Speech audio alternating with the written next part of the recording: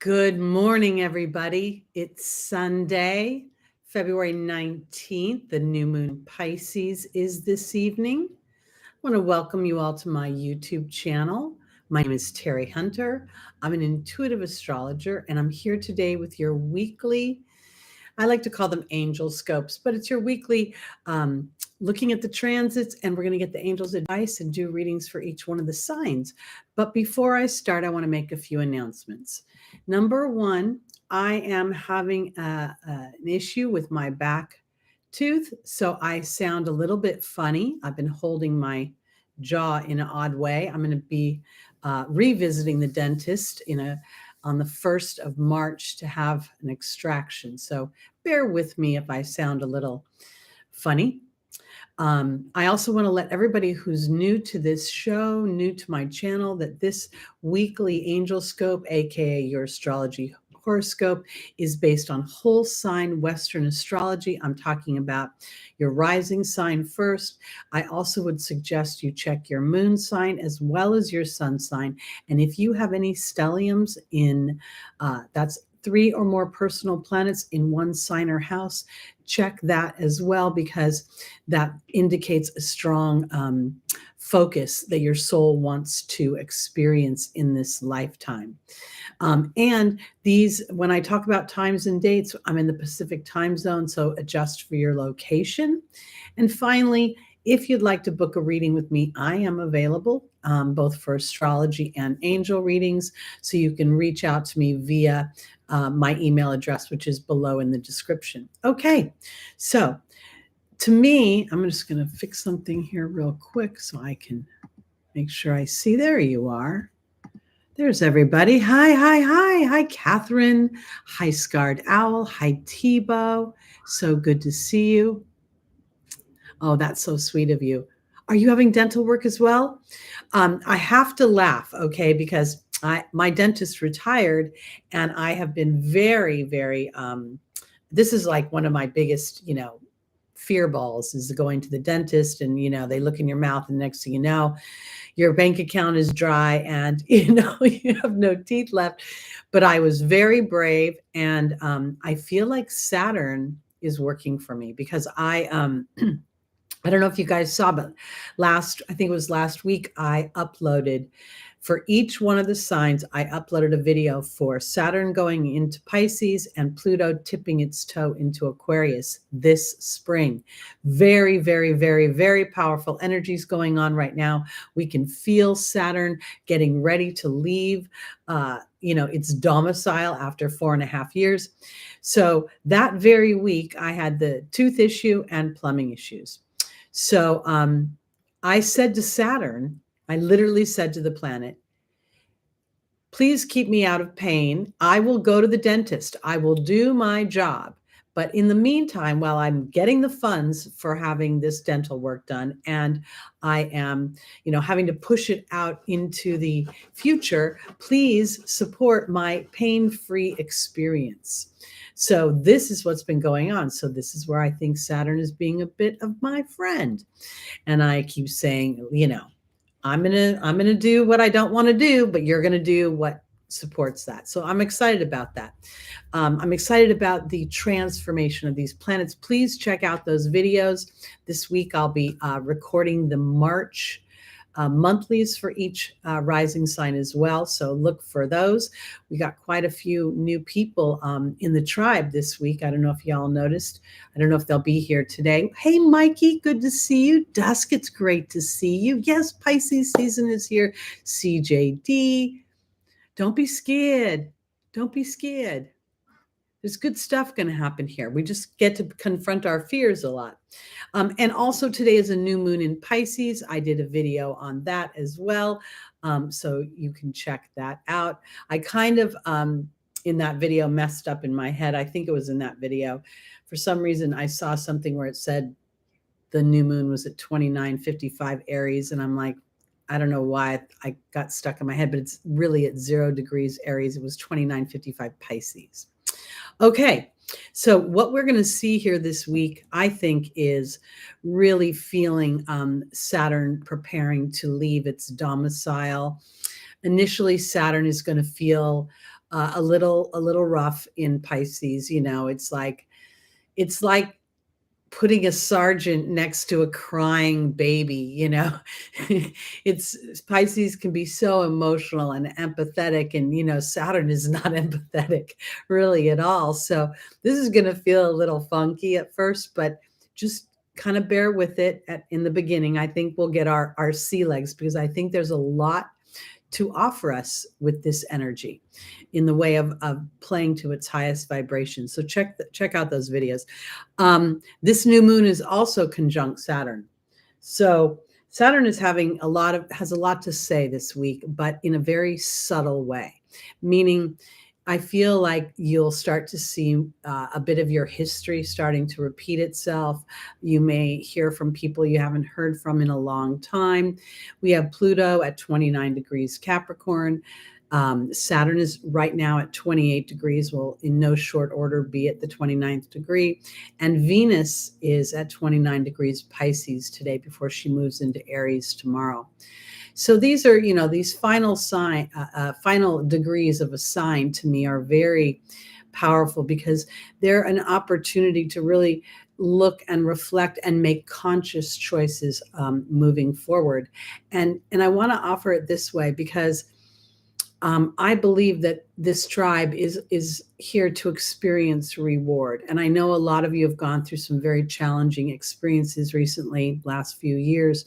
But when we start to work with the energies of these planets, I think we're going to feel the benefit of what has been, you know, previously called a malefic, how now is the opportunity to truly reward in the material for it to be visible for all to see. So I want to play to that game. So Venus is going to enter tomorrow. She's going to enter Aries. And I have to say, this is kind of funny to me, because I just got the sassiest feeling from her. Welcome, Paul. So good to see you. Venus is going to enter Aries. And, you know, when I picture her in Aries, I picture a really, a very athletic female, somebody who, you know, female energy. I don't necessarily want to always make it, let's say, a feminine energy, a way of expressing the feminine in a very powerful and assertive way. I kind of picture Venus with red hair when she's in Aries. And I feel like at this moment, having had the conversation with Neptune and really talking about what she wants to create, what her dream life is like, here in Aries, I feel like she's starting to put this into practical application. Now, I want to offer it this way, because as Venus creeps up on Jupiter and creeps up on Chiron, because Venus, Jupiter, and Chiron are going to have some very close conversations coming up in the next few weeks. I think initially there is going to be an interesting, challenging energy between Venus and Jupiter, because I think they go in when they meet initially in a really great, faithful, I can do it sort of way. And then here comes Chiron, reminding them that we're in the human experience. And so I feel like this is again where I feel like Saturn is your friend, because if you push past the previous experience, you have an opportunity to create a new experience. And in doing so, rooting a new vibration into your journey here on the planet. And I think this is very, very powerful. So Venus moving into Aries is about taking action and reflecting on, yet not letting it hold you back, previous experiences that may have felt challenging, may have felt diminishing. One of the things about my journey on YouTube is I see a lot of the other astrologers, and I see them talk about the planets in very definitive ways. And I fight that, because I feel like everything expands, everything contracts. So don't the planets expand as well? So my take on them is very different and a bit rogue, as Paul, you know, would indicate here. And yet at the same time, I feel very drawn to it, to be more authentic in my version of how these planets have evolved. And in doing so, I feel more sure-footed.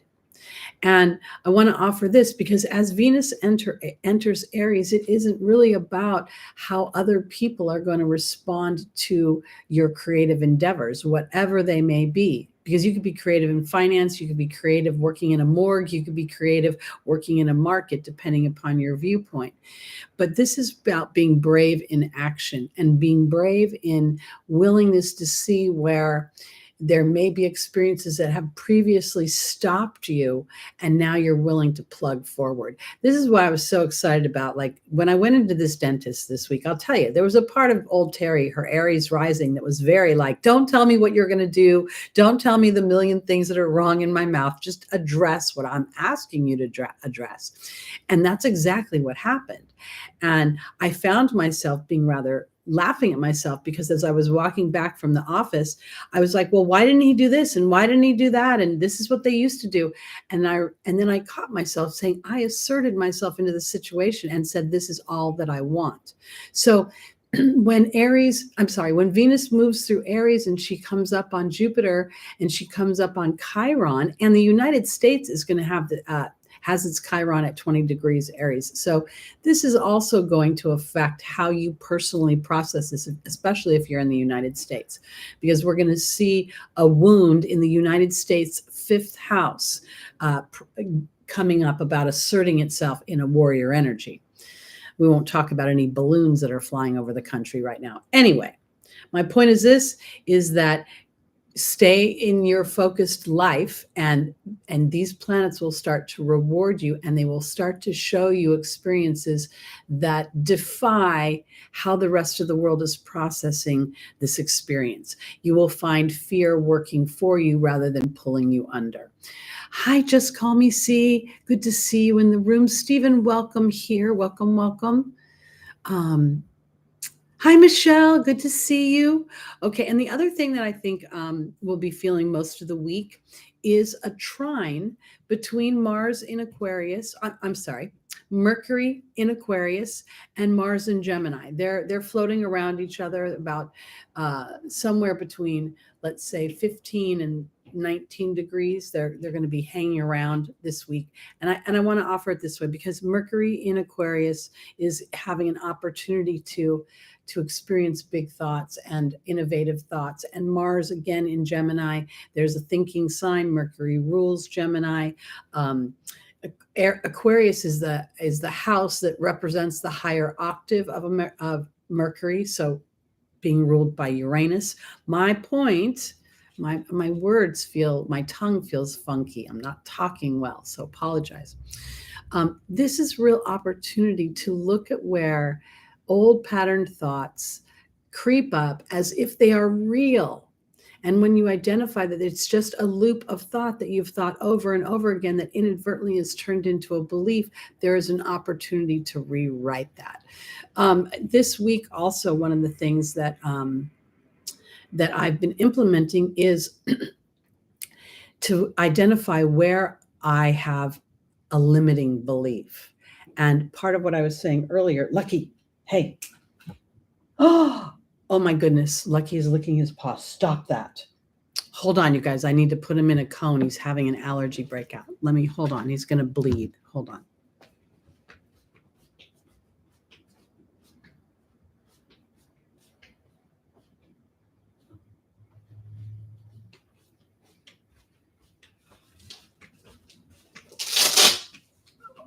Oh, little snickerdoodle.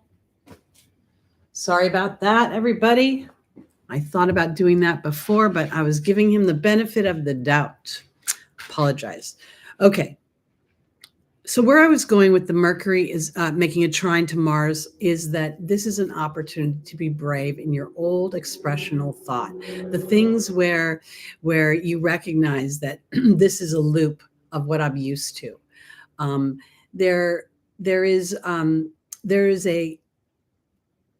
a real opportunity to allow Mercury's curiosity and gathering of information here to be really more about liberating yourself from old patterns that have inadvertently locked you into experiences that are known as reality and practicality. I've spent my life in the last 10 years sitting on my couch, meditating, calling forth people to my tribe, telling spirit to bring to me all the people who would best be served by my gifts and my talents. And as I've done that, initially I didn't believe it would work. I thought it was pie in the sky. And yet the tenacity that I have, and maybe I'm slightly lazy because I don't like people who market. I don't like people who hawk me for their services. I must get 20 emails a week telling me about people who can, pump up my internet, presence. I don't want that. So I don't want to do that to other people. So this is what really drew me to the teachings of Abraham, and then to want to integrate those teachings with astrology because it made sense to me. So here, as you allow yourself the privilege of seeing Mercury representing some of the patterned, habitual thoughts that you have, and then allowing yourself a bit of liberation about that. Like maybe there's something new and different, and Mars is asking you to be brave in that way. So, okay. Welcome, Nikki, to the room. So good to see you. Small, how you doing?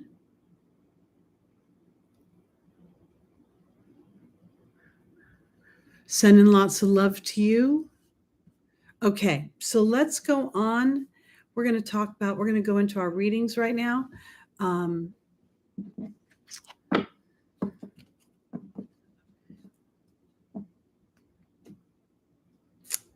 All right, everybody. Let's start. So we're starting with Pisces. Let me wish you a happy birthday. Pisces, here you are hanging in there. Good. I'm glad. I've been saying prayers for you and sending lots of love to you for an ease right now. Okay, so let's start with our tarot card for Pisces. All right, Pisces, it's a 7 of Wands. This is interesting because I was just talking about Mercury and Mars making a trine, right? And this sort of Mercury in Aquarius giving you an opportunity to sort of look at your journey through life from a bigger picture. Aquarius represents my hopes and my dreams, and Mercury in its very lowest energy represents that annoying mind that says, I'm not sure. Can you do it? I don't know. Are you qualified? This card here represents this interesting energy of defending yourself, but not really seeing any sort of thing you must defend yourself to. So now let's look at Pisces. Pisces is compassionate. Pisces is, in some ways, it's the house that we think of that dissolves, right? The human body dissolves and we go back into the collective. But here, I think Pisces can give up their sense of self for another human, for another situation. And then in some ways, they feel like I almost feel like this energy, if you look at the guy's face, I feel like this is kind of when Pisces is going, when is it my turn? I don't quite, defend is not the right word I want to use, because there's an interesting feeling of invisibility for some reason to me today. And the 7 is interesting because here we are in this 7 year where we'll have 7 full moons in a row. I almost feel as if this character on this card is saying, do you see me? And I don't know why, because the 7 of Wands really represents defending yourself when there's no need to defend yourself, or it's not sure. And I wonder if his stance here, do you see how he's standing and one foot is so far onto the land and the other sort of near the water? And I feel as if for Pisces right now, this leg here is really what you have to stand on, is to trust an intuitive knowing and don't defend yourself about it. So let's say this. Let's say maybe what I'm feeling with this invisibility is within your life, your boss, your friends, those people who call you and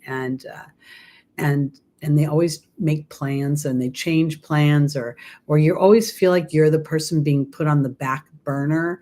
And maybe with this Pisces thing, it might be where you're saying to people, hey, I need a little love. I need a little attention. And they're like, we're giving you attention. And you're like, oh, I don't know. It doesn't feel like I'm getting that attention. This might be what's going on. Let's dig a little further, because I don't know why this is coming across this way to me today. Maybe it's the Saturn conjunction to the Pisces new moon. Maybe that's why I'm feeling this feeling of everything's more important than me. I don't know. Any Pisces out there feeling that way? Hey, Jay Karma, welcome.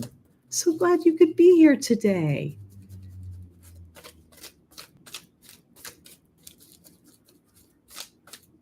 All right, here we go. Our first angel for Pisces is Caressa.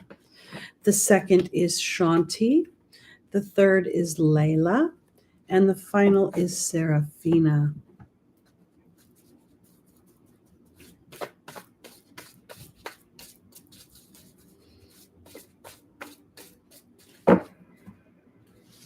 Caressa's being joined by the disruption card. Shanti's being joined by the cat. Layla's being joined by the dragon. And Serafina's being joined by the horse.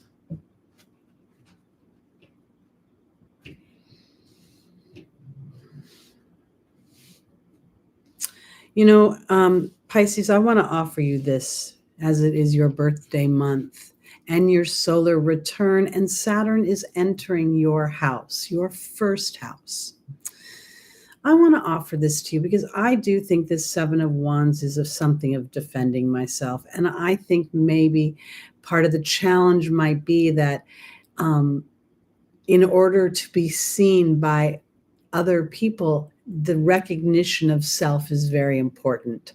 I want to offer it because Caressa is saying that you're at the end of a life cycle, and there's the disruption card. But I think the disruption card is more playing to this Seven of Wands. If you're one of those people who have been caretaking for another person and you need time, and the other party is used to you accommodating them, then it could be very challenging when you choose to accommodate yourself before you choose to accommodate them. And yet at the same time, I think it's super important for that to happen, because in order for you to feel peace, Pisces, this is the angel of peace and tranquility, Shanti, there's the cat, and this is about healthy boundaries and a bit of independence. And when I look at, like, when I think about the zodiac wheel and I think about the axes, you know, each axis has a theme. And with Pisces and Virgo, there is service in both areas. And yet there's a feeling of not being seen on this axis. And I feel like this is about taking your power back, because Layla talks about talking to God and the angels and setting intentions. And I think the dragon here is about taking your power back, about allowing yourself the privilege of putting yourself as a priority rather than putting others as a priority. And here in the final position is Serafina, offering a happy change to your family. And this is where I see the horse as Sagittarian. I see it as a change in my beliefs, a broadening in my beliefs, an understanding that self-care, that feeling good about what's going on the interior is key to what can be viable for those that you want to love and to nourish. That's what I'm talking about. Welcome, Courtney. Good to see you. Bora Bora 333. So great to see you. It's been a while. Okay, so Pisces, it's your birthday. I think there's something about putting yourself first. I think there's something going on here about setting intentions that as you put yourself first and your creative endeavors. You know, I just said a few minutes ago, Venus and Neptune have been chatting about all their dreams. They've been, you know, listening to great music, drinking great spirits, and, you know, having a nice poo-poo platter. And now Venus is saying bye to Neptune. I've got to move into Aries and start to take action on those dreams. And when you do so, you may feel a need to defend yourself to others, because you're like, I'm sorry, I don't have as much time for you as I used to, because I need to take care of me. Oh no, sorry about YouTube. You know, they're working on it. They're trying to make me, they're trying to get me at the top of that thing. So go for it, because I want to offer this. As you allow your Piscean creativity and your joy to be expressed, you will come back around and you will be inclusive to others. But it's time for the little fishies to experience their own greatness. Okay. Let's go on to our Aries, where there's so much activity going on. So you guys know that I love to watch, about history. I'm fascinated by history. And I watched all this stuff on George Washington yesterday on the History Channel. And then I recorded all about Ulysses S. Grant. I haven't watched that yet, but I kind of laughed because I told you I have this molar thing going on here. And it doesn't hurt, which is good, but it's irritating. I can't chew. I've been on soft food for a week. I'll be on soft food for another 2 weeks. Well, George Washington, by the time he was president, only had one tooth left in his mouth. And I just started laughing. I know it's not funny, but I thought to myself, damn, it must have been rough back in the day. They somebody made him dentures, and literally George Washington paid some of his slaves to have teeth extracted. He put together like this huge metal, he didn't do it, but some guy, dentist back in 17, whatever it was, this huge metal plate with these like icky worn teeth, and then he wore them in his mouth. I can only imagine how nightmarish it was. Anyway, I digress. So let's go on to our Aries. You have the Hermit. This is really a powerful energy of reflection and illumination. Has a very Saturnian energy to it. And I want to make note that Mars is exalted in Capricorn. So while, it appears that the ruler of Capricorn, Saturn, and Mars don't really connect, I think they do. I think it's sort of, Mars is sort of the young buck wanting to jump forward and jump into action. And Saturn's more like Mr. Miyagi, you need to learn wax on, wax off before you can go anywhere and get anything done. So I think for my Aries right now, this is an opportunity to really, again, Venus is going to move into your first house. Jupiter is already there and going to stay there for the next few months. So take advantage of that. But when we start feeling the planets get near Chiron, this is when I think you're going to be tasked to really extract the wisdom from your journey and how it has enabled you to be more intentional and more powerful than you may have been before. And I also think it's an opportunity to really reflect on your ruling planet, Mars, and its journey through Gemini. And the journey has been a frustrating one for Mars because Mars wants to just move along, as does Gemini. And here we saw Mars being tasked to slow down and really look at how Mars is being effectual. Are you being inspiring or are you being bullyish? So here, I think this is an illumination, and very likely we may start to see through the reading here that there's an opportunity for a reward. Happy birthday, Bora Bora. 222. I know, that's awesome. And last year must have been really fun when you were, I think 1 million people must have gotten married on your birthday last year. Okay. Here we go. Aries, rising, moon, sun, and stelliums. Our first angel is Layla. The second is Shanti. The third is Yvonne. And the final is Archangel Michael.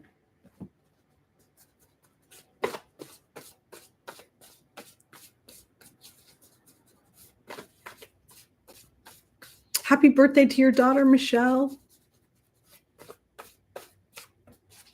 All right, Layla is being joined by the Earth Fairy. Shanti is being joined by the Letting Go card. Yvonne is being joined by the Fear card. And Archangel Michael is being joined by the Frog. This has this interesting feeling of benefit for me. One of the first books that I really loved was The Way of the Peaceful Warrior by Dan Millman. And it was a beautiful story of kind of a fanciful story in some ways. And I feel as if this Hermit here card is representing Mars's energy becoming the way of the peaceful warrior, sort of this taming of your talents, and at the same time knowing how important those talents are. So the Layla, to me, is really about trusting your talents and talking to God and the angels to bring them into the material world so that you can experience them and represent the possibilities. And this is where I see Venus as a creative energy. I see Venus as representing my skills. I see Venus as my confidence is growing, and it's not growing because maybe I'm perfect. It's growing because I'm starting to trust my own individual voice. And if I express myself, it will find a natural audience, because there's something feeling very much as if this angel of peace is not letting go of anything, but rather incorporating. You know, I talk oftentimes that the letting go card represents the song Let It Go from the movie Frozen. This is where distance makes fear. It transforms fear, because here the angels, I feel, are saying that you, Aries, have been vulnerable to your fears and looking deeper into them. And I feel as if you have absolutely been starting to make those divine life changes that are giving you an opportunity to reconcile any previous experiences that you have been resentful of or pissed off by. And now I see this frog as representing bounty and an opportunity to really cash in on what you have, what you've evaluated, what you've concluded, where you've been illuminated. The beginning of the year, I had, when Mars and Mercury were both retrograde, I had, like, the first time in all the years I've worked for myself, I had 2 people book in 10 days. That never happens. I'm like, oh my God, I need to get a shopping cart right now, start decorating it. I freaked out, and I didn't even pay attention to the transits. So I just, I went through my meltdown, whatever it was, and then I just kept persevering. And so this is my point, is that I feel as if this is a real looking at where your fears lie, Aries, where your fears have an opportunity to empower you to feel so amazingly, influential in your own life. Because anything that comes easy, especially for an Aries, tends to get dismissed very quickly. So I think this is important. Oh no, Bora Bora, don't burn your veggies. Okay, let's go on to our Tauruses. Okay, Taurus, I got to tell you, it's time to prepare for bounty. Taurus, Jupiter's going to enter your house pretty soon, next few months. I really think that this springtime is important for preparation, for the awareness of the transits, so that we can take advantage. Because I think that bounty is, any planets that you have in Taurus are going to be highlighted. And I also want you to pay attention to any aspects that are highlighted as a result of it. For instance, my moon is in Taurus at 9 degrees. So I'm kind of excited about Jupiter coming up on my 26 degrees Aries rising, and then in no short order on my moon. Now, I could say that's going to expand my emotional body, but I think it's going to expand my emotive body and the feelings of creating community. And it also triggers a trine that hits my Saturn and then hits my Venus and my Pluto. So look in your charts when we talk about these transits, what type of aspect do you have? Because if you have a trine, then take advantage, this is time to prepare to take advantage of that. If you have a stellium, super important to prepare, to build. Ooh, because Taurus, look at the 10 of Cups. This is one of the happiest cards in the tarot deck. This card represents where we saw in the Nine of Cups, or we see in the Nine of Cups, there's still a process, but there's some satisfaction along the way. Here, we're celebrating what we've created. And I can't help but notice that, these people are looking out over their home, their land. They've got plenty of water. They've got, what looks like fertile soil to build on. So let's see what's going on. Because again, today is a new moon, guys, and I do have a video for the new moon in Pisces. So check that out. Timestamps are in the comments there. I tried to remember to pin them. Yes, I heard Oprah. You get bounty and you get bounty.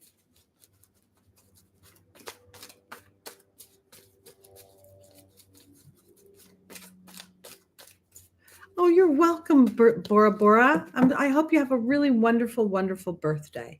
Okay, Taurus, our first angel is Grace and Antoinette.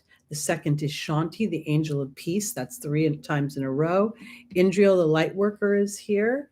And then we have Rosetta, which represents parenting, teaching, children in general.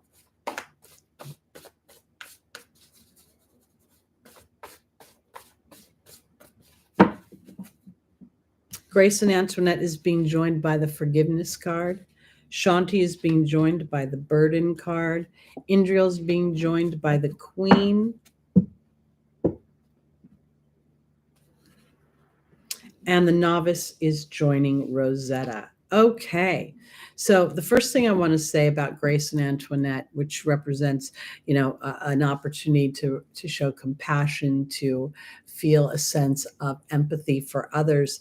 And then we have the forgiveness card. Now, my Taurus moon has trouble forgiving because most people give me very superficial apologies or they defend themselves. Although I can forgive and forget when a genuine apology comes through, rare in my life. So the forgiveness card came about a reconciliation of an experience that I found challenging.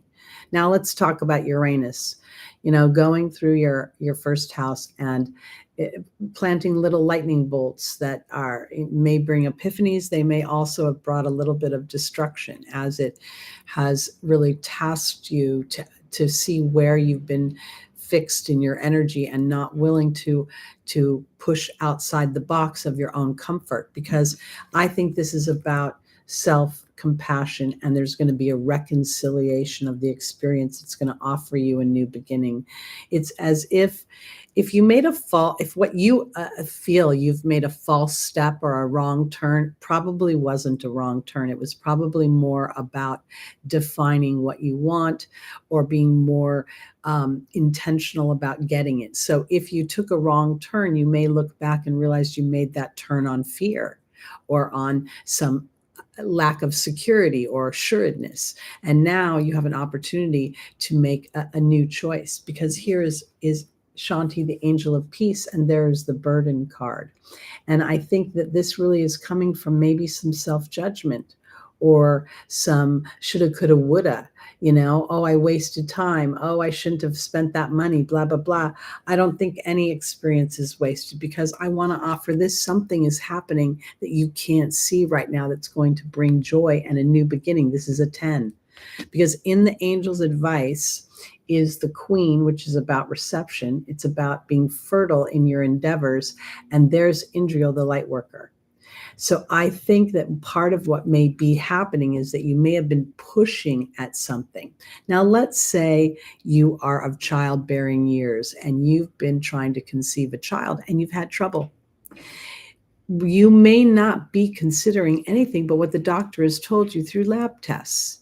This is going on, that's going on, or nothing's going on. And you're like, why is it not happening? Is there something wrong with me? You haven't taken into consideration that you're bringing a soul through, and that soul may have an intention beyond what you can see and doesn't want Pluto in Capricorn, wants to pop in when Pluto goes into Aquarius, or some other dynamic. So if you start to consider that there's partially other energies that are involved in this co-creation, because if you want to have children, there will be an opportunity. But if you are not of childbearing years, or you don't want to have children, then this is about a new beginning with a childlike viewpoint. that gives you an opportunity to see how the universe actually works for you rather than trying to pull you under. Somebody made a comment recently that the universe was testing them, and they felt as if it was relentless. The universe was being relentless. Now, from my point of view, the law of attraction is the co-creation here, because as I become aware of the relentlessness of whatever's going on, I inadvertently feed that vibration. So this opportunity, which may be difficult for Taurus, is to try to focus in on something that brings you peace so that you can receive a new experience that helps shift everything. Because as I said, you are preparing for Jupiter and Venus to move into your first house, which is going to offer you opportunities to take advantage of. So let's say this. Let me just give you an example and I'll move on.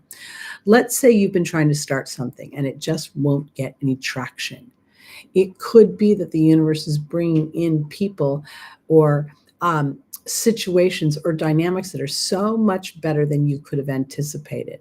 For instance, it could be, a job opportunity, and you thought you wanted this job over here because it's with this great company and you didn't get it. And the next thing you know, you get a call back and that great company is offering you a job, but this time it's in a different division, something that is more aligned to what you want.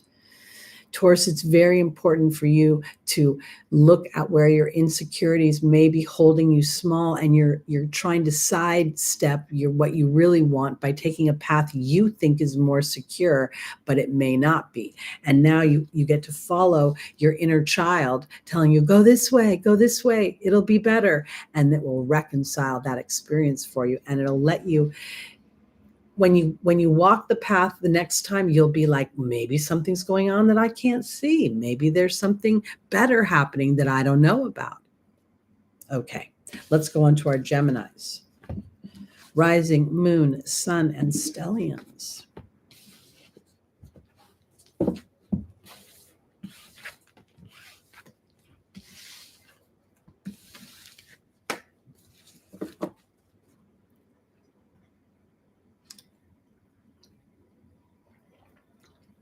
I would give anything to have a washer and dryer in my own house rather than having to go downstairs to a communal laundry. Okay, Gemini. Woo. This is the beginning of money. Now I want to offer this because when I see the Ace of Pentacles, I very much see this path to a secret garden. And in order for God to deliver the bounty and start bringing in money, part of me has to walk this path when I don't know what's going to happen over here. Gemini moon, very important to allow that I almost feel like a journey of discovery, because I want to offer it this way. When I get really scared, like the beginning of the year, I'm like, am I any good at this? Am I crazy? Am I total fraud? Because every once in a while, everyone has self-doubt. I will say to the universe, if I'm meant to do this, then give me a sign. I'm a Taurus moon, so I need security in the form of money. Now we're on Gemini right now, so I don't want to confuse you, but I want to say it this way, because if you speak to the universe, like I need Mercury's in Aquarius right now, speak to the stars and ask them to give you validation. I've been talking to Saturn. I'm like, look, dude, you are not bringing pain in here. We're going to sail through the next few weeks. I'm going to eat soft food. I'm not going to aggro this thing. And you're going to do your job. So Gemini, like, tell these planets, I hear you. Now, do you hear me back? It's not a one-way conversation. All right, here we go. Courtney, as I say, bring the bounty on. I just saw all these paper towels being delivered to your house. I know I use the word bounty a lot. It must be my Oak Island. Oh, that's booty. Wasn't that what the pirates called it? Was booty? Okay, here we go. For our Geminis, Ace of Pentacles being joined by Astera saying to reach for the stars. Then we have Desiree saying, what are the conditions? Merlina is here in the Angel's Advice, and Sonia. Okay, so we need to talk to the stars here, Gemini. That's what it looks like here, because we're at the beginning. The Ace of Pentacles is not big money. It's an offering of money. But we got to walk the path into the secret garden. Oh no, really? I only have one paper towel roll left as well. I think I might be a little bit of a paper towel glutton. I use a lot of paper towels. Okay, Astera is being joined by the Risk card, Gemini.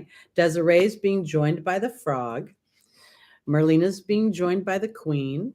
And Sonia is being joined by the High Priestess. Okay, I absolutely think this is time for Gemini to start having conversations with their team, with the stars, with the planets. You know, there are so many energies that we cannot see with our naked eye.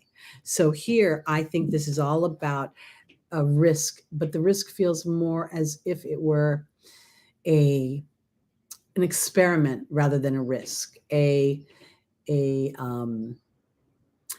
when I talk about talking to the stars, I'm talking about this idea that I'm not crazy in talking to myself.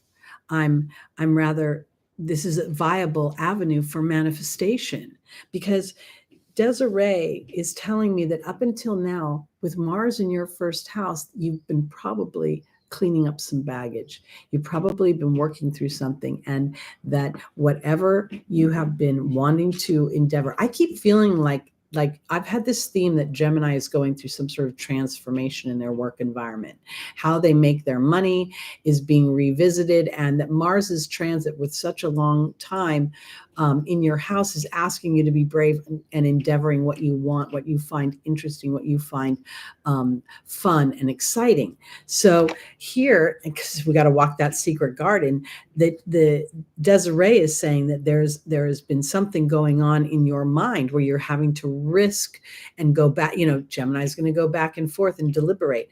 Now, Merlina is telling me that the magic really sits in you being willing to trust that the spirit will take care of you, that what you want that's in this secret garden is viable. So let me offer it this way.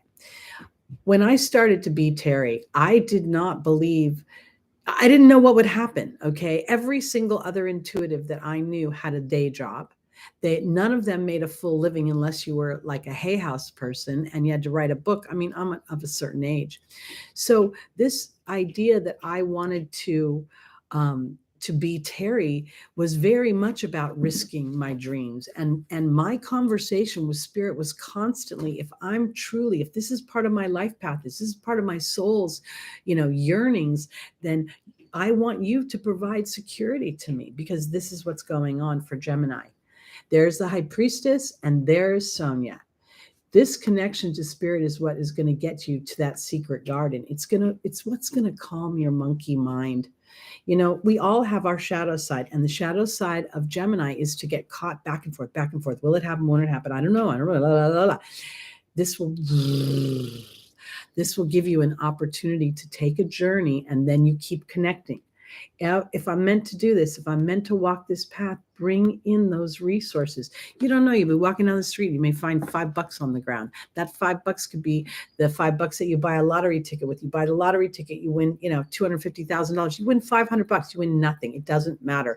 Continuing down this journey, because spirit is offering you an opportunity when you risk what you really want to experience something from a soul level. I think it's super important.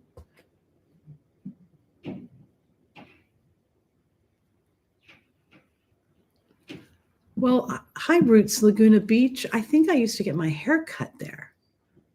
I know I'll show your comment there.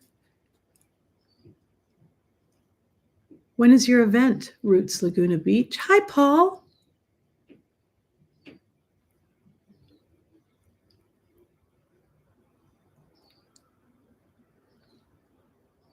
I like that stinking thinking. That's funny. Okay, let's go on to our Cancers, rising, moon, sun, and stelliums. Now, Cancer, if you are a late degree Cancer, you're feeling Pluto as it is going to continue to oppose you. And I don't want you to be scared of Pluto, because Pluto is your friend when you dig deep into your heart. Remember, the heart's on that planet is reminding you to dig deep and to trust from a soul level. Okay. Thank you. I appreciate that. I saw that small. Okay. Cancers. Here's the Wheel of Fortune. Now, as I've aged, everything comes down to the divine laws of the universe for me. And every tool that we have, including astrology and the tarot, are to help support those divine laws and our use of them with prowess and with skill. So here we see at the top of this wheel, we see the Sphinx, and the Sphinx is holding a sword. And what do the swords represent? Our thoughts.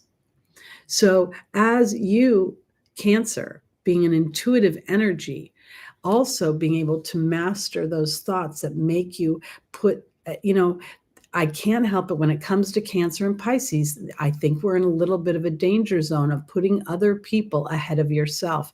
And I'm not saying to shirk your responsibilities as much as sometimes when we put somebody else's needs above our own, there is a weird vibration that happens underneath it, where the party that we're actually trying to nurture feels a sense of obligation or duty. And I don't believe Cancer wants to be loved from duty. They want to be loved for authenticity, for who they are. And so I think that this opportunity for you to be your complete authentic self and to take care of yourself. Each one of the characters in the corner shows a book indicating a certain amount of learning as we go up and down the wheel. And we master our thoughts. So let's see. Because pretty soon you're going to have Mars entering your sign. And we're really focusing in on the idea that Mars is the hero energy, the one that's brave, that's willing to stick its neck out.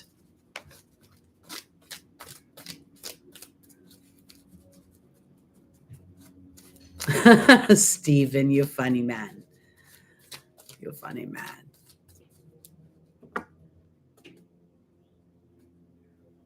CJD, I'm so with you there. It's very polarizing energies out there right now. But as we, this is why I like to watch history. I'll tell you, because it actually calms me down, because these times we're in are not as rough as they used to be. During the war of our independence, we focus on July 4th, 1776, but that was the beginning of a 7-8 year war. It was not an easy situation. Poor George lost all his teeth. And he really had a very strong sort of Lincoln-ish vibe, because he was not so happy. He wanted to retire and be left alone. So a lot of what he did was very Saturnian in the end of his career. So anyway, I digress. Cancer. Adriana is leading you towards the answers to your prayers. Indriel is here, the light worker. Esther is saying to reach for the stars with your dreams. And Daniel is the angel of marriage. Something good is happening. Pluto opposing you could be a really great thing, because when Pluto was squaring Gwen Stefani, her marriage broke up, but she found Blake Shelton, and she was never, you ask her right now if she would trade and go back to her first marriage, I'll bet you 1,000,000 times she would never say yes. Hey, Jay Sean, welcome to the room. Cancer, Adriana is being joined by the protection card. Indriel is being joined by the king. Aster is being joined by Merlin. Oh my goodness gracious. Do I see it here? I see it. And there's the dog. Okay, Cancer, here we go. First of all, hi, Kim. I don't have any tooth pain. I'm totally excited about that. I just have I'm holding my jaw weird. Okay, so Cancer, stay with me here. We talked about you mastering your thought. Now let's look at the 10 here, okay? 10 is a 1. Ones our thought. Now we have the protection card, which is a 38, which reduces down to an 11, which is the master number of thought. Adriana is leading you to the answers to your prayers. And not only are you being protected, you're being offered an opportunity to be aware of your thoughts, because Indriel, the light worker here, and now the king represents potentially a mate. Okay, and it is now a just and fair time. And I want to offer this because if for some reason you're a Cancer and you're not looking for a mate or a companion, or you already have one, then this is an opportunity to see this as justice. And the justice, I can't help but notice the sword that he's holding, and he's holding it with prowess, as we see the Sphinx is doing. Plus we have the 3, which represents, to me, the 3rd house, which is Gemini, which is rulership over my patterned thoughts, because Astera is saying to reach for the stars. And now we have Merlin, which is a 1, magical, justice, alchemy, balance, justice. Now we have Daniel, the angel of marriage, and the dog, unconditional love, loyalty, and sincerity. Now Daniel is interesting. And the 19, this is a 19, which reduces down to a 10. So every single number here references my thought process. If for some reason you are wanting to experience a relationship and you haven't done that, then don't go into your old story of woe is me. Think of that as divine protection for going a direction that would not make you happy. If you already are in a relationship, you have an opportunity to really start to savor this relationship. Start to look at, I want to offer it this way. Sometimes we walk through experiences that aren't fun, but when we walk through them in a partnership and we make it onto the other side, there's a lot to be garnished from it. I personally, I'm not in a partnership, but I feel like when I look at this, Cancer very much is about home and hearth and family and, inadvertently a marriage partner. And it is the lowest house in the zodiac. So it can feel like the 12th house, unseen at times. And here, I think this is an opportunity to really start to reflect and rewrite how you think and extract the rewards that have been offered to you over and over again, where you may inadvertently have only seen the holes up until now. And because of Pluto's opposition, that's a very formidable energy that initially will feel dark and foreboding, but it's also the energy that from the depths of your soul will call forth an experience that's more authentic. So I think if you're single, keep your eye on the prize, because you very much could start to feel a relationship coming in. And now also, it's an opportunity not to bring your history into the relationship. Meaning, if you have been cheated on, don't be looking at everybody like a cheater, because then the law of attraction will bring you a cheater. So you just make a deal with yourself to be brave, just to be brave in what you know intuitively, and then to sit back for the universe to confirm or deny whatever is going on for you.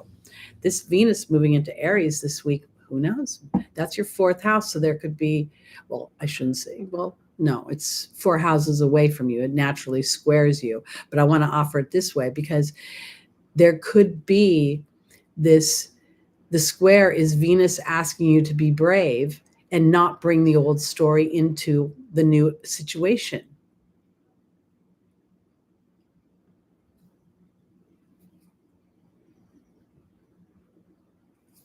Okay, let's go on to our Leos. Hey, Sandy, welcome to the room. Natalia, welcome to the room. Good to see some new people today. So fun. All right. Leo, the Fool. This to me is very Martian.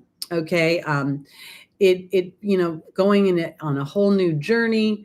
Mars walks so fast, sometimes doesn't look where he's going. And I feel as if there's just an opportunity to experience something new. So let's look and see, because I want to offer this. Again, my reading today and this sort of month of February is to prepare for what's coming up. March is going to be a pivotal month. Energetically, we are going to feel it like literally as if the sun, a cloud went over the sun, and it's going to feel very different. And a lot of people may panic initially, but as we are aware, we can use those vibrations more effectively. Because for my Leos, in no short order, I believe it's like May, Mars is going to move into your house. And when it moves into your house, this is a time to take action on all the things that are important to your heart, and maybe to be a little bit of the fool, okay? In not trying to figure out if you're, this is what I want to tell you right now. In the olden days, people used to look outside themselves to see if their ideas were viable. In the modern age, we're going to look inside ourselves and feel our ideas are viable. And then those ideas will draw others that resonate with it. So please let yourself get excited. Please let yourself start to, oh, I got chills everywhere. In your mind, start to play it out in your mind. You don't have to have it all worked out perfectly. Just this sort of willingness to go over the edge of what could feel like a cliff. Okay.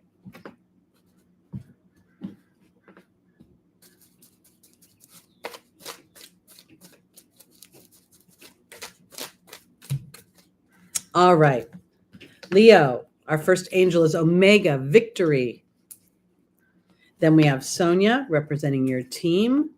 Then we have Rosetta. And the Wheel of Fortune. I put that in the wrong deck. And Xana, the angel of protection. Now we know that Leo, thank you, Michelle, to my dental fund so that I can get this tooth fixed. Oh my God, they want so much money to take a tooth out. It's unbelievable. Okay, because I want to offer this for my Leos. When I look at Omega and victory is here, it feels like right now it is about this preparation and being comfortable with the preparation. There are certain days that I have started taking off because I'm very committed to giving you guys videos now that are much more personal. I want to look through the houses. I want to be more specific for you while still obviously trying to be general to the whole audience. And I feel like that's kind of what's going on here. It's like right now I feel as if Leo's being asked to start to prepare so that, you feel that you can walk a little bit more comfortably on the path versus actually, we don't know how far off this guy's going. We don't know if this is just one step. It looks a little bit steep, but at the same time, we don't know whether he's capable. Okay, Omega and the Queen. Sonia and the Love card. Rosetta and the Deer. And double protection. Okay, meaning the protection card just showed up with protection. Leo rules the conception of children as well as creative endeavors.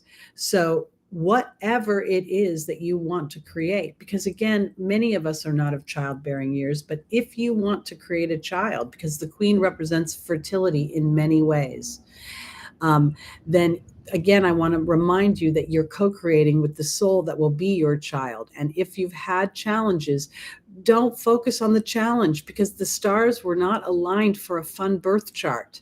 Can you imagine if during, the kids that were born during 2020, 20 years from now, when people look at their birth chart, they'll be like, oh, you had a Saturn-Pluto conjunction in Capricorn? Oh my gosh. A lot of people aren't going to want to have that in their birth chart. So if you want to have children, this is a really great time to prepare your body, your mind, your invitation to the soul that would be your child, and invite it in and then relax, because the Queen is about reception, receiving. Your victory comes through ease. Here is Sonia. This is your guides telling you, take actions through love. Identify where you're pushing too hard, because where you're pushing is where there's fear.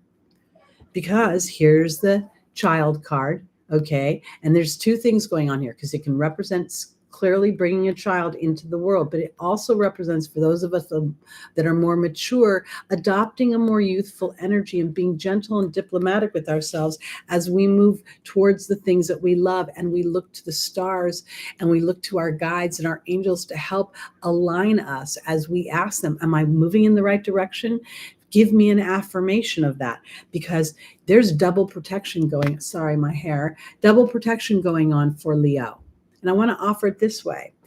Part of what I think has been missed throughout the years is Leo rules the zodiac. Leo rules everything fun. The only challenging side of Leo is too much fun, okay? That it comes in a room, and because it's the performer and the clown, other people assume you're sucking up all the air in the room. But if we were breathing the air we created, we wouldn't worry about what Leo was doing. So Leo rules the zodiac. So you being a bit of the fool right now and allowing yourself the privilege of jumping off of whatever cliff you want to create, you will be victorious as you work in tandem with Spirit. Okay, Spirit, I want to experience this. So now I'm coming to you to open the pathway, and I will take inspired action because I trust that everything I need will be provided for me as I endeavor this, because I'm literally inviting other people to join me as they experience me. Very exciting times. Because I truly believe the age of Aquarius is going to be where we're much more aware of our thoughts, our things, and we're going to operate from those divine laws of the universe much more. I hope that, in our educational system, they're taught, to our youngins, to those kids that are still, 5, 6 years old. My dream would be to start their day with meditation, and then to ask them about their focused thoughts. And then start to allow them to create from there. Oh, so magical. All right, Virgo. This is a fun energy. Here's the sun. Now, this is a Leo energy, but it's also an energy that must be vulnerable. This little pony and this little boy both have that youthful energy, and the pony doesn't have a saddle or a rein, and the little boy doesn't feel any need to hold on tight. So I feel like there's a potential for things to be growing right now, but it's going to require a vulnerability from Virgo not to overwork the situation. Virgo rules process. And so you may inadvertently feel a need to take action. And I want to offer this. No action is action. It can be a paralyzation, okay, but it can also be an invitation for Spirit to do the baton pass. I will relax. I will enjoy my time in the sun. I will enjoy some pleasure while the universe opens the next spot for me to move into. And I'm waiting for that divine action. Now, let me offer this, because as I think about it, for, any 25-degree Virgos, or 22 to 20, let's say 8, you have an opposition to Neptune right now. So there could be an opportunity for you to really remove any overly dutiful obligations that you have, or again, where you're putting somebody else's agenda before your own. The 6th house is the house of service. And sometimes what the human doesn't realize is our unabashed joy is being of service. When we start to get that in the human structure, this planet is going to be so much fun. No, really, it will be.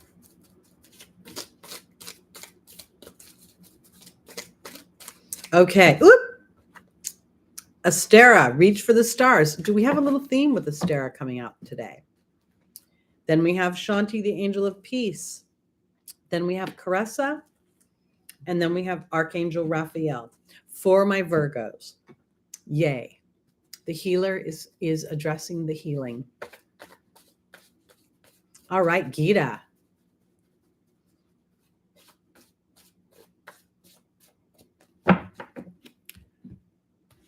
Astera is being joined by Merlin. Shanti is being joined by the Fear card. Caressa is being joined by the Death card. And Archangel Raphael is being joined by the Eagle. I want to tell you this because sometimes, when I experience fear in my human body, because when I sit at my table, I literally feel like a different version of Teri. Teri is very human in the rest of her world. She walks down the street and she, is aware that she's walking a human experience, because I want to say it this way. When I get scared, when I get nervous about something, I literally say to the universe over and over again to give me the tools, to bring the people in, to give me the sight, to trust the unseen. Because there's something very important about this vulnerability, about this childlike energy, about you being able to start to hang up your responsibility hat a little bit and start to think that your physical experience will be so much more pleasant and feel so much more at ease as you allow yourself to experience joy in all things. And I even kind of, for some reason, I'm seeing food. Maybe it's because I can't really chew and I'm stuck on mashed potatoes, sweet potatoes, and soups that I've made. But I feel like there's a little part that even in some of the things that Virgo eats will not affect your body negatively as you do it with joy. So if you're slamming down your lunch to get back to work, take a minute, please. Astera is saying to reach for the stars with your dreams and desires, and there's alchemy, justice, and balance in the form of Merlin.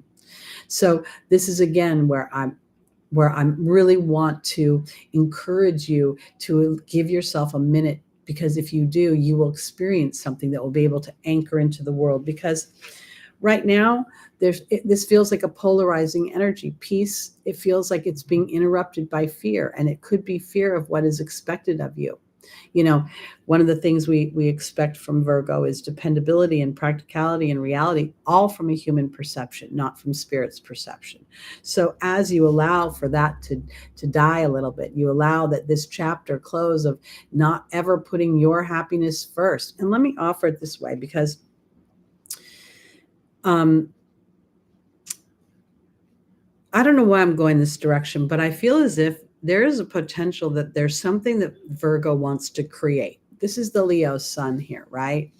So let's just say you like to make doll clothes. I don't know if anyone in our tribe likes to make dolls' clothes.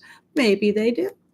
And you have not really opened up an Etsy account yet and got yourself on the internet, or you haven't opened up your opportunities to make passive income in addition to your job, because there's something.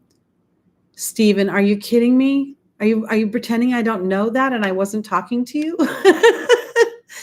Because this is about Virgo opening something up, something creative, something fun for you, and also potentially being able to make money at it. Because I see Archangel Raphael here having this epiphany, brings a healing, a physical healing as well. And also this connection to spirit gives me more courage to trust the path. So I think that as you endeavor things, I almost want to say it's a side note, because I don't feel like I should give up my day job just yet, but I can bring in more resources that actually appease my fears and give me an opportunity to take that which I think is fun and enjoyable, and then to make resources with it. So, Stephen, do you have an Etsy account with your doll clothes yet? Somewhere they could be purchased? What is that? Does that mean no?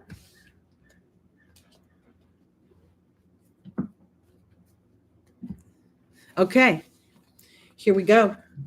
On to our Libras. I haven't sung Libra in a long time. Well, Stephen, you should have both. eBay and Etsy, have both. Cross-pollinate, darlings. Okay, because I think you'll find success on Etsy. All right, Libra. This is not the Five of Pentacles is not a fun card, Libra. I'm going to say it. It's a challenging card. It's a card of a pattern, because these characters they look like they are physically challenged, which it does represent physical health. It also represents rejection. And I think it represents rejection because the characters are so busy in their story that they can't see the church light is on, that there is refuge to be offered. Now, this is again where when I get into the partnership signs, I get a little bit of a challenge of deferment, this feeling of I'm giving up myself to another. And this done out of balance, it does not bode well for the giver, let alone the receiver. I think Etsy is a better vessel than eBay. eBay always feels like I'm buying, is like a big garage sale to me. Like I'm buying people's old stuff. I don't know why I feel that way. Etsy feels more creative. And I think it's known to be a creative platform. So, and I don't think it takes anything to start one of those accounts. Maybe some photography of what you've made. Okay, Libra, let's see what's going on with this Five of Pentacles. Where do we have to look for the divine inspiration versus getting a little too stuck in our story? Okay. Ariel, new psychic and spiritual experiences are changing the way you view yourself and the world. Oceana is about getting in touch with your deeper truth. Archangel Uriel is working through some frustration. And there's Seraphina. Oh, dear, dear, dear. Oh, great, Stephen. So you probably have all the things you need to just open that little Etsy account right up and start selling those doll clothes. Okay, Ariel is being joined by the cat. Okay. Oceana is being joined by the communications card. Archangel Uriel is being joined by the fire fairy. And Seraphina is being joined by the burden card. Okay. There's a couple things I want to say here. If for some reason, I'm a Libra sun, and technically, I suppose I could say that I'm having a health challenge with my tooth. But I will tell you that in this situation, this feels more psychological than it feels physical for Libra. Because when I look at this, I'm getting more of the rejection. And maybe you've been giving a lot of yourself to another thing, either an employer or another relationship. Pisces is your sixth house, is it not? Libra rising. I believe Pisces is your sixth house. So this could very much have to do with your service to another. And I want to offer this too. If for some reason you are feeling challenged physically, look at what you're eating. Cut out the dairy immediately. The first thing.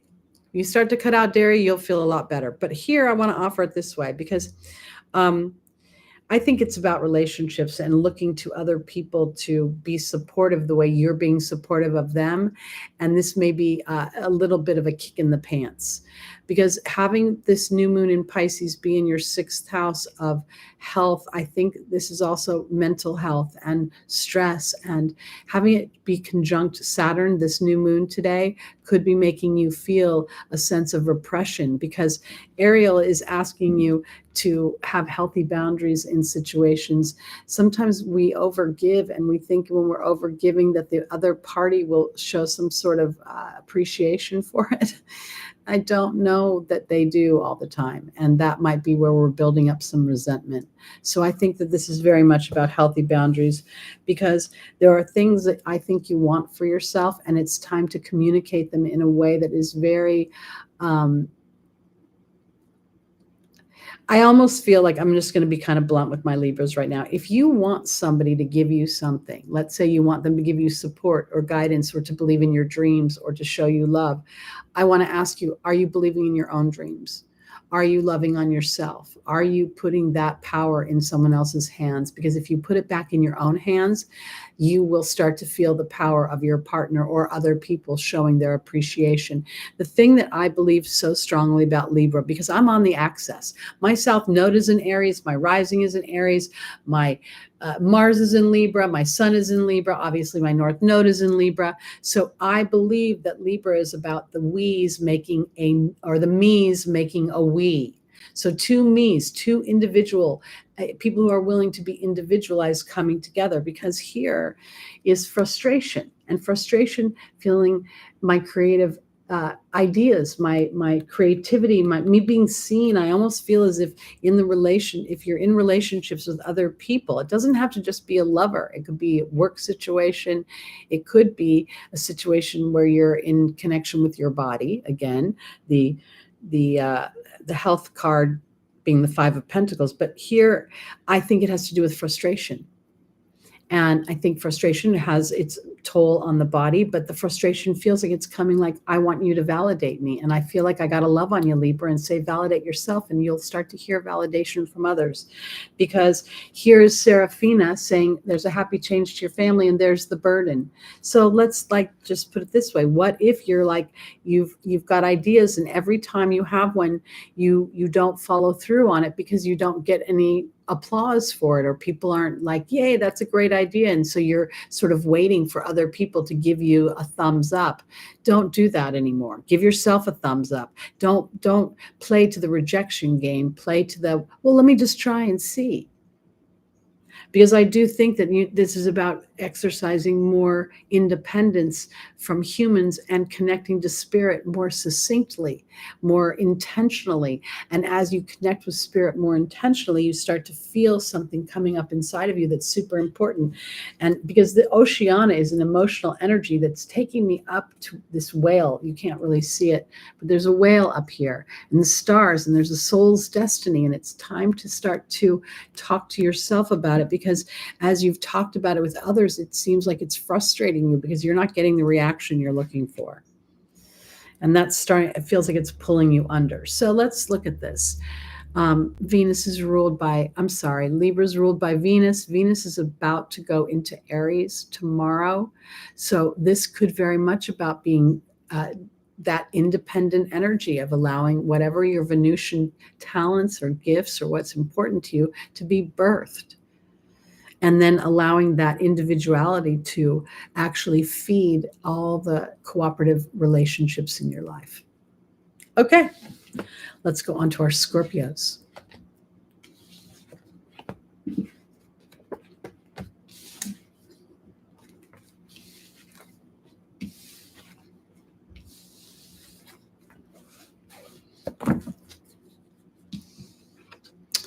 I keep having this this feeling. I don't know if I mentioned it last week, but I watched Magnolia Network, and they were advertising a new show where I think it's 3 or 4 people got together, Americans, and they went and they rented Julia Child's cottage in, I think it's Provence, France. And they have opened a cooking school there, and the cooking school has no recipes. I'm telling you this in general because it kind of Libra made me think of it. We are walking into a time when, as we allow our own expression, either on TikTok or whatever the platforms are, if we just allow ourselves to put our spin on things, we are going to experience a camaraderie. We're going to experience resonating with others in ways we haven't before. Because this opening of our own expression, our own kind of, taking the bones of what was and then putting new versions of muscle and tendon and the other things that we need to move forward is what the Aquarian age is. So this is why you're allowing for this expansion, allowing for this idea that, because Libra, Aries is your 7th house. And here we see Jupiter and Venus entering your 7th house. And there's also where Chiron is transiting. So as you allow for that little bit of individuality within your partnership, I feel a lot of self-satisfaction coming for the journey. All right, here we go, Scorpio. This is the 8 of Cups. This is a very, very spiritual card. This is a very Platonian card because it's a willingness. The character within this card has done enough self-reflection to know that whatever he's experiencing emotionally is okay, but it's not balanced. So he's chosen to go to seek what is more aligned. And that is what Pluto is all about, digging deep underneath your own psychological makeup and imprint, and then allowing yourself to be birthed through that.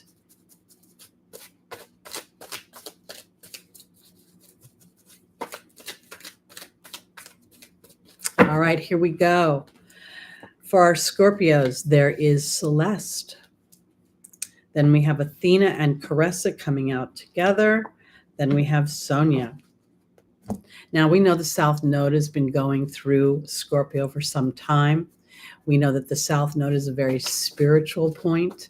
When we're doing past life charts, we look to the South Node to give us information about the soul's imprint. So here, I think there's an opportunity for Scorpio to have dug very deep over the last year or so, because this is coming to an end in the next few months. So as we go through these last few degrees, 6, 5, 4, 3, 2, 1, it's a real opportunity to look even more deeply into the permissions that we give ourselves to walk a path that is authentic to us. You know, and I can't help but notice his walking stick, because there's a part of me that makes me feel like this journey is not a quick one. It's one that will require a consistent and dedicated energy moving forward. Celeste is being joined by the water fairy. Athena's being joined by the forgiveness card. Caressa's being joined by the truth card. And Sonia's being joined by the king. So here, I think I've said to you many times, Celeste represents a new home, a new place of employment. I personally, you can put my body in any situation. I have a certain way of thinking. And if I don't shift the way I'm thinking, or if I need to shift the way I'm thinking, it's not going to happen because the circumstances changed. It's going to happen because I have dug deep into my emotional body. I think this is a real opportunity for Scorpio to dig deep into their emotional body. Celeste here is showing me a shift in your own intuition, a shift in what you know about yourself and you know about dynamics.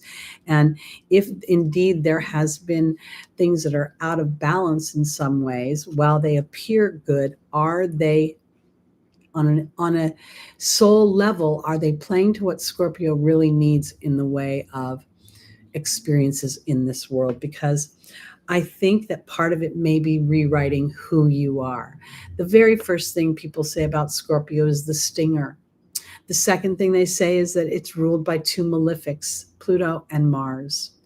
These two planets are, in their highest form, the bravest, most bountiful planets, bigger than Jupiter. That's what Pluto has for you. That little tiny dwarf planet, or what they wanted to make dwarf, is psychologically a giant, a titan. So here is Athena saying it's safe for you to lovingly assert yourself to this spiritual journey, because there is a reconciliation that is coming.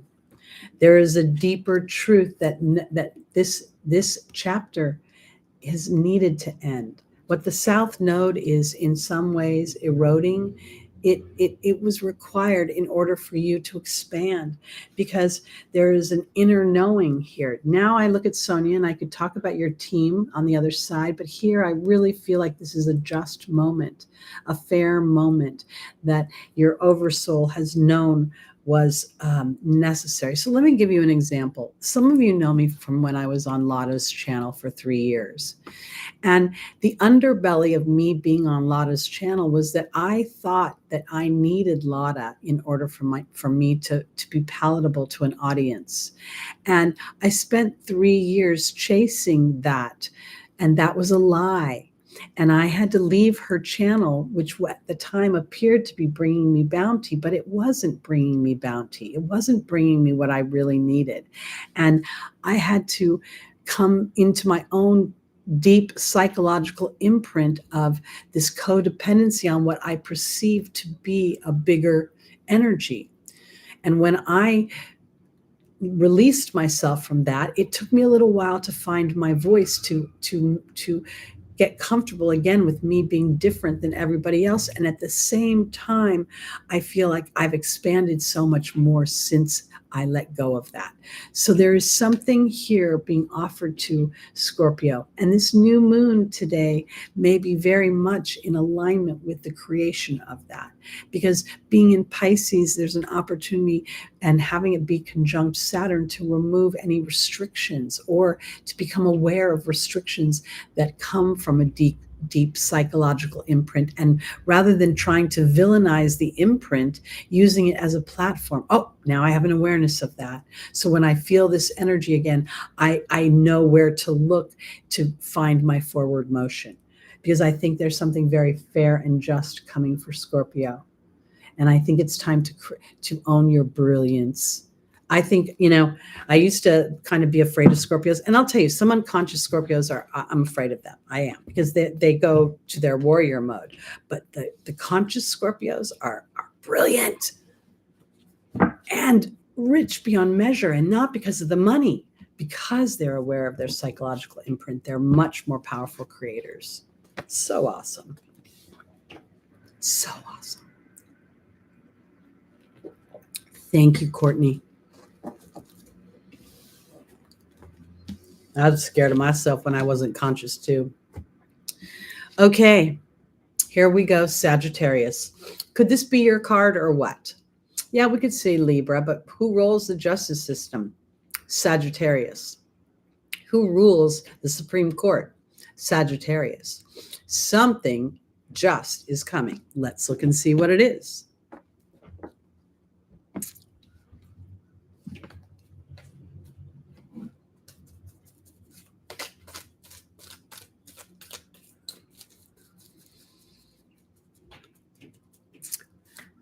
Three planets in Scorpio, Tebow.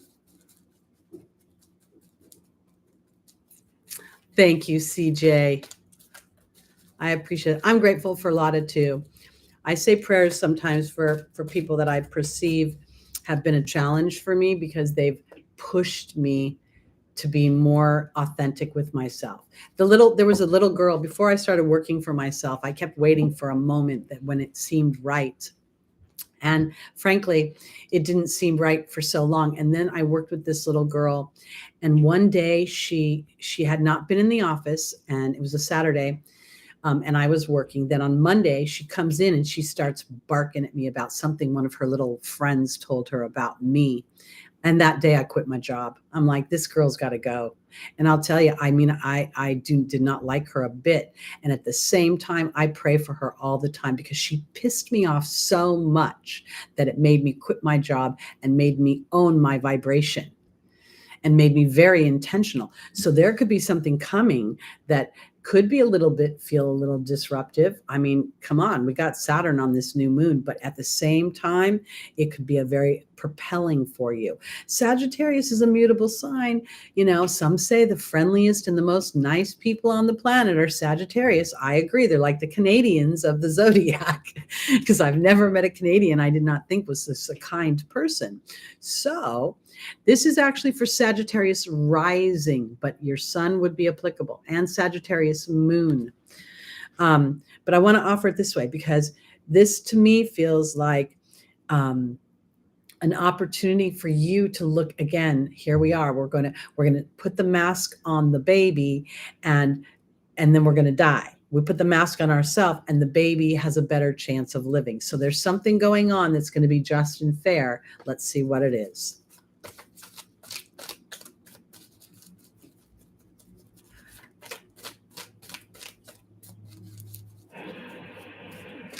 I kind of like CJ. I like the moon second versus the sun, because I believe that the moon is our emotional body, and we are emotional creatures. And if we feel less than, we operate and we manifest on the moon. Okay, so here we go. Sagittarius, Archangel Uriel is working with frustration and anger and unforgiveness. Crystal is here offering something you can't see. Athena's offering you loving assertion. And there is Rochelle telling you to follow your heart. Your heart. Yes, pay attention to your midheaven. I've had Mars trining my midheaven, as I recall. No, that's not true. I've got the planets, I've got Uranus trining my midheaven right now. That's what's been going on. And I feel like that's been making me super excited about doing videos. For a long time, and it was so arduous when I was doing videos, and my results were arduous along with it. The last couple of days or weeks, I've really had fun with my videos, and that is shown. Okay, Sagittarius, Archangel Uriel is being, we're disrupting some frustration you might be having. Crystal is being joined by the Queen. Athena is being joined by the Goblin. Wow. And the final card is the restriction card. Okay, something has been going on with Sagittarius that could be very frustrating and very, I don't think you're all in lawsuits, but there's the potential some of you are dealing with lawsuits. But I want to offer it this way, because the Justice card represents fairness. It represents a mastery of thought. It's hard to see, but there's a sword in this guy's left hand. And here I feel as if you've been frustrated or angry about something, then that's what's been blocking you. And there may potentially be an energy that's actually saving you from yourself.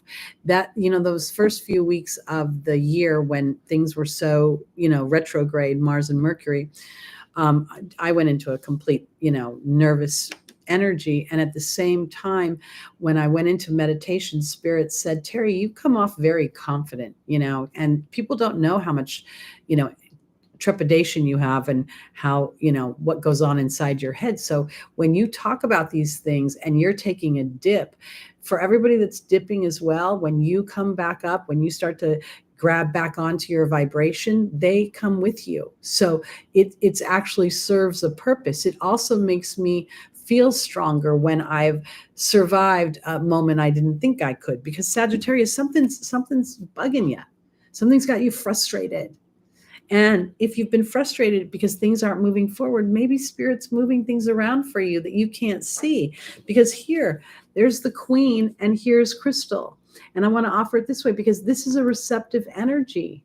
So what I realized when I was frustrated was I was efforting, worrying. And then I caught myself. I'm like, all right, Spirit, you bring everybody who will best be served by my gifts and my talents, because somewhere you're actually edging God out. So you must be pushing too hard on something. And now it's about ease of movement, because the challenge is you're restricting what your heart is telling you. And if your heart is telling you that you are in the right lane, but you're not seeing any movement, I wouldn't freak out about the movement. I would stay aligned. Your ruling planet, Jupiter, is moving through the sign of individuality, of fire and passion. And it will soon move into an earth sign. And when it does, things will get more grounded, more rooted. So I feel if you're having any frustrations, and if for some reason you are in a battle of some kind, whether it be an actual legal battle or battle with others, as you are aware of your own thoughts, how much are you battling? One of the things about being an Aries rising is I had so many arguments with people that weren't even in the room. I remember when I first read Eckhart Tolle's The Power of Now was when I started to realize how many arguments I had schooling people about what they did to me and how wrong they were and how unfair they were. And then I started to realize that I was bringing more of that energy into my life because I had a strong focus on it. So this is a time to go back to your heart. There's a little bit of what I want to say. I feel like this is about maybe going into meditation and calling forth Spirit to give you an experience to help ease you and help you feel like things are going to fall back into place. That's the best way I could kind of put it. Because if we think about it, Mars has been opposing Sagittarius for almost 7 months, going on 7 months. So there could be an opposition that has felt very challenging, very assertive towards you. And now is time not to buy into that.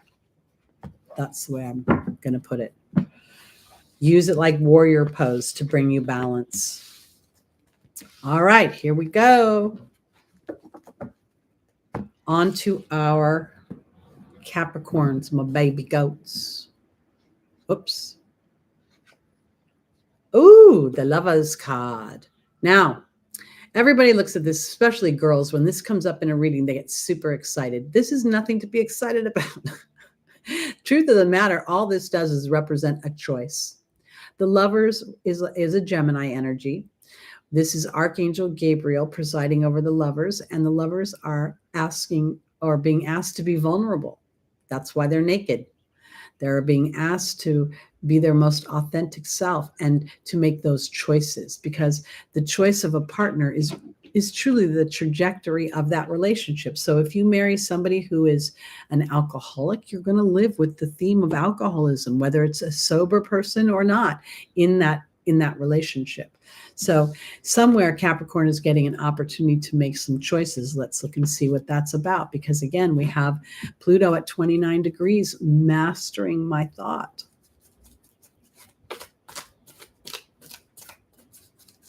When does the Mars opposition end? March, when it moves into Cancer, I believe. The end of March, around the same time Pluto moves into Aquarius. March is going to be crazy, I think. I mean, I don't know if it'll be crazy like in the outside world, but I think it'll be, the energies will be able to feel them in ways that we haven't felt them before. Okay. Capricorn, our first angel is Oceana. The second is Crystal. The third is Maya. And the final is Vanessa. Well, well, well. Here we go. Capricorn, learning to build from spirit versus grabbing a hammer and building it on the ground first. Yeah, Stephen, because just like Libra, there's too many other people, committees in their head while they try to make their choices, because they're considering everybody else but their own wants and desires. Capricorn, Oceana is being joined by the King. Crystal's being joined by the Goblin. Maya's being joined by the Trust card. And Vanessa's being joined by the Raven. I swear to you, I totally think this is Capricorn evolved. Pardon me. And I'll put it this way, because I love my Capricorns. I don't even know why. I love Saturn, and Saturn was on my Chiron this last year. But I have this conversation with Saturn all the time about the vibration of understanding history, of understanding the purpose of restriction, of understanding what appears to be a repressive energy. I also want to say this, because Capricorn being ruled by Saturn, recently Saturn said to me, you know, I'm a Titan. I am the last Titan. I ruled during the Golden Age and brought bounty. And sometimes people, humans, inadvertently have superimposed me as the person to enforce human structure. And this is where people have missed Saturn. Saturn wants us to enforce the divine laws of the universe. So I now think that this is about trusting this soul's knowing that it's just and fair for Capricorn to make this transition from just building with a hammer and nails to building from an energetic body that then inspires the work of the hammer and nails, because the opportunity has been to see where you have edged God out, and where, when you have been in a place of unknowing, inadvertently things have worked out better than you could have imagined, because you're learning to trust the pauses. Okay, the moments when the universe is like, slowing things down. And you think nothing's happening, but it is, because Vanessa is about faith or fear. And there's the magic of the Raven and synchronistic events and the timing of things. And I want to offer it this way, because fear is the thing that makes the magic happen. When we are fearful of something, but we choose what we love, and we trust our emotional, intuitive body, and we walk through the scary moment of human structure, saying, if you're not pounding the pavement, if you're not playing to the audience, you're not going to win. And now we're rewriting that. we're starting energetically. What do I feel? How do I feel about this? What do I believe about this situation? I believe I can. And what do I want to put out in the world? Something I enjoy. And if I enjoy it, others will as well. And that's what I think is Pluto's been doing to Capricorn since it entered your house in 2008.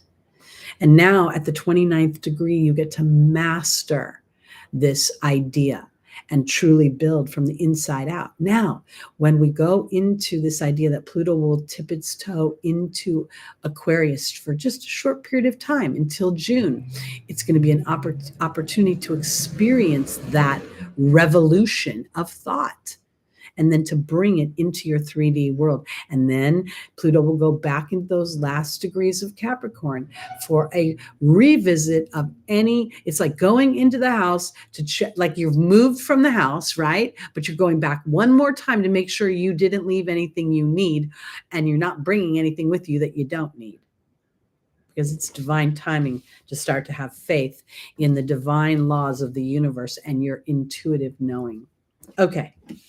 Onward and upward to our Aquariuses. Rising moon, sun, and stelliums. When Pluto moves into your house, wow, wow, wow. So many wonderful opportunities for rebirth. Here we go. Okay. Before I show you this card, Aquarius, I want to offer this. Because this is a little rough. I'm not going to say it isn't. It's the Three of Swords. And what I want to offer you is what we see in the way of illumination. You know, how the hand of the light of God is coming through this heart. And this heart is not tore up. These are very clean piercings when we talk about this for Aquarius. Now, this is what I want to offer you, because when we go into the anaretic degree of a sign and we're looking at Pluto heading into your first house. So anybody who has 0 to, let's say, 3, 4, 5 degree Aquarian energy is going to start to feel Pluto already. And what may happen is the initial thing may trigger your nervous system, any anxiety that makes you fear heartache coming towards you. But I'm not sure it's there. I feel like there's an opportunity to surrender to a situation that inadvertently brings more opportunities than it does obstacles. Congratulations on your solar return. Happy birthday, Stephen. Lucky's birthday is this month, well, March. Okay. For our Aquariuses, we have Akasha, the spiritual teacher. We have Grace and Antoinette, which is about compassion. We have Daniel, which talks about history in relationship. And we have Chantal. Okay.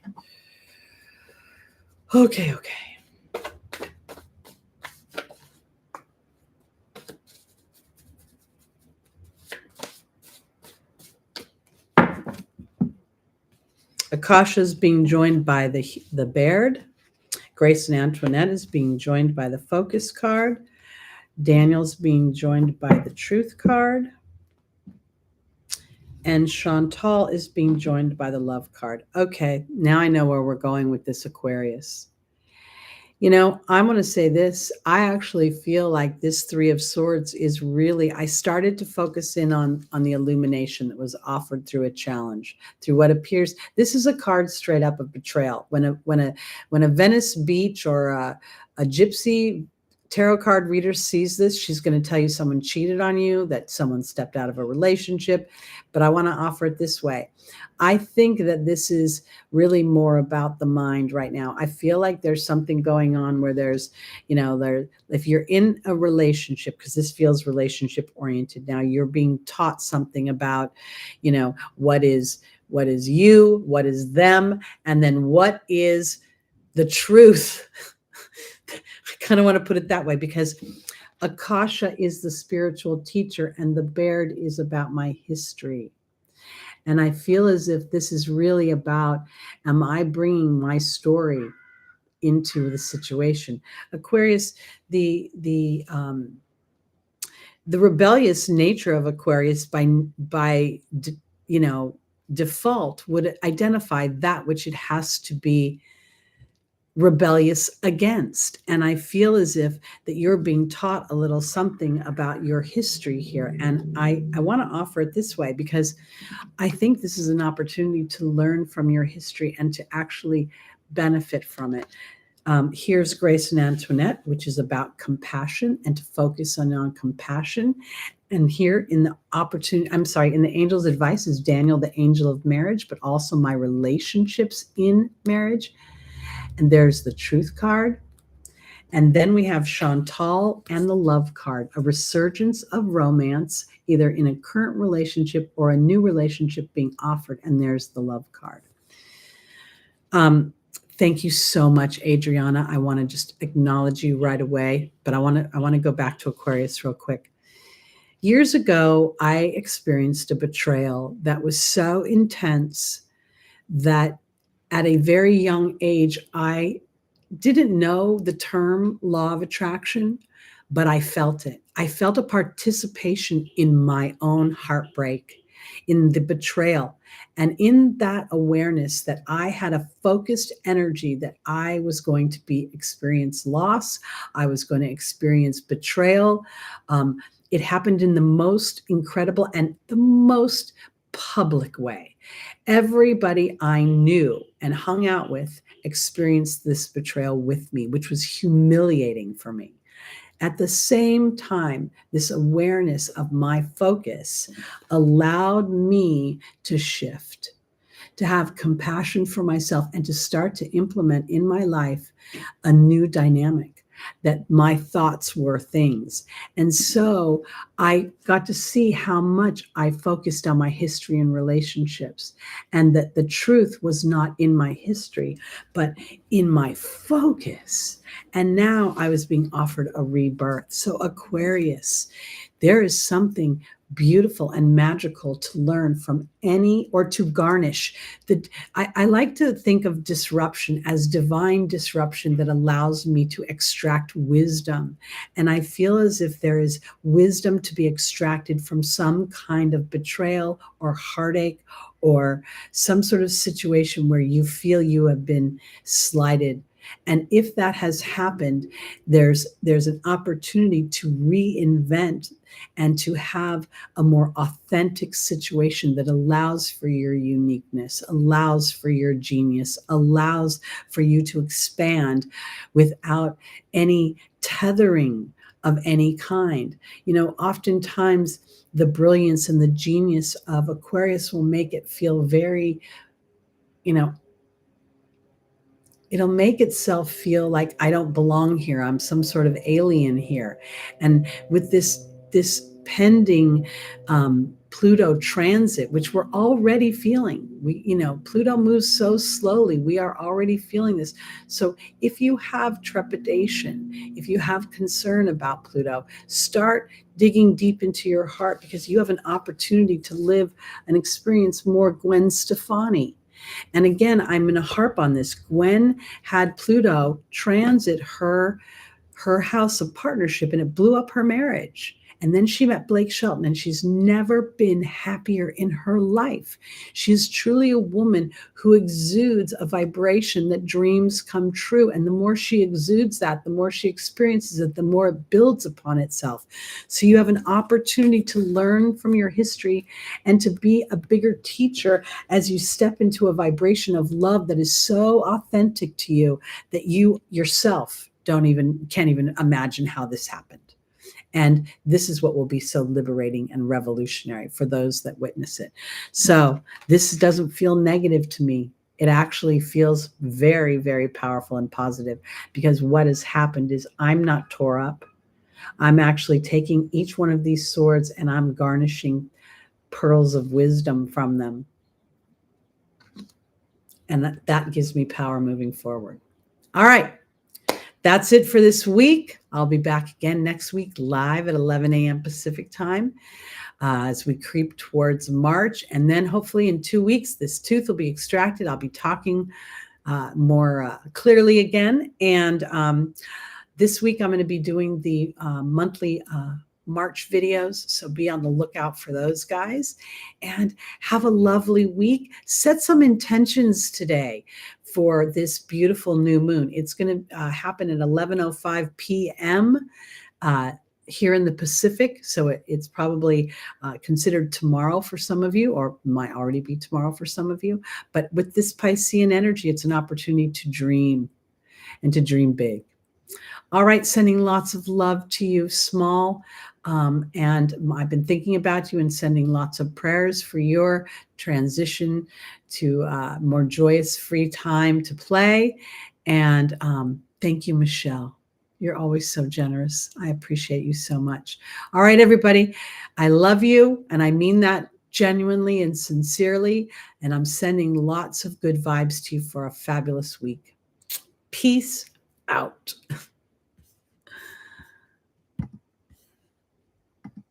All right.